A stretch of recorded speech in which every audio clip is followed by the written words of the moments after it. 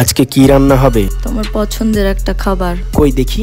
এই যে পুঁই মিটুলি। আচ্ছা, আজকে আবার নিরামিষ? হ্যাঁ, সবজি খাওয়া তো শরীরের পক্ষে ভালো, তাই না বলো? হ্যাঁ, সবজি খাওয়া তো ভালো। এই নে, বেশি করে খা, বেশি করে খা সবজি। সিংহকে দিয়ে সবজি খাওয়াবে? এই নাও চিকেন, আর এটা চুপচাপ রান্না করো। রান্না আমি করে দিচ্ছি, তুমি শুধু এগুলো একটু ধুয়ে দাও। মাংস ধোয়া আমার কমপ্লিট হয়ে গেছে। এই নাও মাংসের জন্য পেঁয়াজ রসুন আদা। এভাবে বসে না থেকে রসুনটা একটু ছাড়িয়ে দাও।